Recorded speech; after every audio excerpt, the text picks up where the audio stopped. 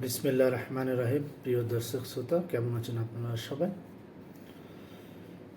গত 3 দিন আগে মাইলস্টোন স্কুল অ্যান্ড কলেজে যে বিমান দুর্ঘটনা হয়েছে, এই বিমান দুর্ঘটনা অনেক শিশু হতাহত নিহত হয়েছে। এই নিহত শিশুগুলোকে বিভিন্ন হসপিটালে প্রেরণ করেছে। বিভিন্ন হসপিটালে তারা 50 থেকে 60-70 কতগুলো 100% পর্যন্ত বার্ন হয়েছে। তাদের শরীর পুরোটাই, কত কত সন্তান পুরোটাই শরীর পুড়ে গেছে। তাদেরকে চিকিৎসা দেওয়ার জন্য সিঙ্গাপুর থেকে বিশেষজ্ঞ দল এসেছে, নার্স এসেছে, এবং মঙ্গলবারে তারা পৌঁছে গেছে এসে। এবং আমাদের পার্শ্ববর্তী দেশ, সাবেক আমাদের দেশের সরকার যখন দেশ ছেড়ে পালিয়ে ভারতে অবস্থান করত, সে সময় ভারতের সাথে বাংলাদেশের সম্পূর্ণ সম্পর্কটা ভালো ছিল না। কারণ এটা ভারত সরকার কোনোদিন মেনে নিতে পারেনি, কোনোদিন চিন্তাও করেনি এই পরিস্থিতিটা হবে। এই পরিপ্রেক্ষিতে বাংলাদেশের যিনি বর্তমান সরকার আছেন, ডক্টর মোহাম্মদ ইউনূসের সাথে সম্পর্ক ভালো না। তো এরই ভিতর দিয়েও ভারত সরকার উদারতার হাত বাড়িয়ে দিয়েছে। সঙ্গে সঙ্গে বাংলাদেশ হাই কমিশনে ফোন দিয়ে বলেছে যে যত কিছু সহযোগিতা লাগে ভারত সরকার রেডি।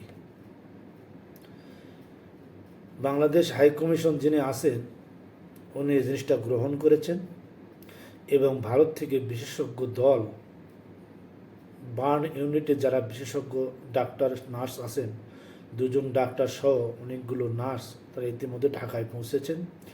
তাদের সাথে আছে এবং চিকিৎসা সরঞ্জাম সহ তারা পৌঁছেছেন। এই উদারতা ভারতকে ধন্যবাদ জানায়। কারণ পার্শ্ববর্তী দেশ আর আমাদের বাংলাদেশের সম্পর্কটা ভালো হওয়া উচিত। কারণ পাশাপাশি একটি দেশ এবং 4000 কিলোমিটারের উপরে বর্ডার। বাংলাদেশ এবং ভারতের প্রায় 4000-4500 কিলোমিটার বর্ডার আছে। এই লম্বা বর্ডার বাংলাদেশে কোনো দেশেরই নাই, এত বড় লম্বা বর্ডার। এবং তাদের কালচার, তাদের ভাষা ঠিক আমাদের মতনই। তো ভারত সরকার উদারতার হাত বাড়িয়ে দিতে এই জন্য সরকারকে জানাই ধন্যবাদ। এবং এদিকে মাইলস্টোনের কিছু শিক্ষার্থী, অন্যান্য কলেজের শিক্ষার্থীরা কিছু দাবি উত্থাপন করেছে যে অনেক শিশু নিহত হয়েছে, নিহতের তথ্যটা গোপন করা হয়েছে। এটা কতটুকু যৌক্তিক আমি জানি না, তবে গতকালকে মাইলস্টোনের স্কুল অ্যান্ড কলেজের একজন শিক্ষিকা তিনি সাংবাদিকদের কাছে বিস্তারিত তুলে ধরেছেন যে এটা কোনো দিনও সম্ভব না।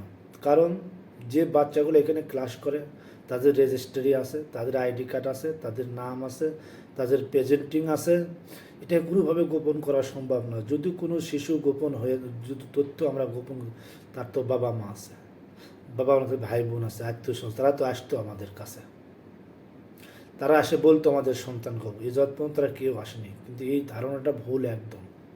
সে বলেছে একদম ভুল ধারণা, কোনো মৃত্যু তথ্য গোপন করা হয়নি। তারপরে আপনারা দেখছেন সচিবালয় ঘেরাও নিয়ে, সচিবালয় অনেক শিক্ষার্থীরা সেখানে ঘেরাও করছে। সচিবালয় হলো একটা বাংলাদেশের প্রাণকেন্দ্র। এই প্রাণকেন্দ্রে আঘাত করতেছে বারবার। তারেক রহমান বলে দিয়েছেন স্পষ্ট ভাষায়, এই ঘোলা পানিতে তৃতীয় পক্ষ মাছ শিকার করার অনেক চেষ্টা করতেছে। এরই মধ্যে দুষ্কৃতু আছে এই ছাত্রদের মধ্যে। সাবধানে এগুলো হ্যান্ডেল করতে বলেছে জনাব তারেক রহমান সাহেব। বলেছে যে এদের ভিতরে, এই শিক্ষার্থীদের ভিতরে যেন দুষ্কৃতি না ঢোকে। তো অটোমেটিক ঢুকেই গেছে, কারণ সচিবালয় অনেক জানালার কাঁচ ভাঙচুর করেছে এবং অনেক উত্তেজনা পরিস্থিতি সেখানে তৈরি হয়েছিল। সেটা সেনাবাহিনী এবং পুলিশ মিলে এটাকে তারা শান্ত করতে পেরেছে। ধন্যবাদ জানাই আইন শৃঙ্খলা বাহিনীকে। তবে বর্তমান দেশের পরিস্থিতি নিয়ে অনেকে বলতেছে ডক্টর মোহাম্মদ ইউনূস নাকি লেজে গবরে হয়ে গেছে। না, ডক্টর মোহাম্মদ ইউনূস বর্তমানে ঠিক আছেন এবং অনেক কাজ তো ডক্টর মোহাম্মদ ইউনূস এর সংস্কার থেকে শুরু করে একটা দুর্ঘটনা হঠাৎ করে হয়ে গেল, এগুলো সব কিছু ঝামেলা পাড়ি দেওয়া একটু সময়ের প্রয়োজন আছে। সবাই ইনশাল্লাহ সময় এলে সব কিছু ঠিক হয়ে যাবে। তবে আপনারা সতর্ক থাকবেন, যেগুলো রাজনৈতিক দল আছেন, বিশেষ করে বিএনপি, জামাত, চরমনাই এবং এনসিপি, সবার প্রতি সম্মান রেখে বলতেছি, আপনারা একটু চোখ কান খোলা রাখেন যেন দুষ্কৃতী না ঢুকতে পারে। যারা এখনও পর্যন্ত আমার চ্যানেলটা সাবস্ক্রাইব করেন, প্লিজ আপনারা সাবস্ক্রাইব করে পাশে থাকবেন। ইনশাল্লাহ দেখা হবে নেক্সট ভিডিওতে। The next day.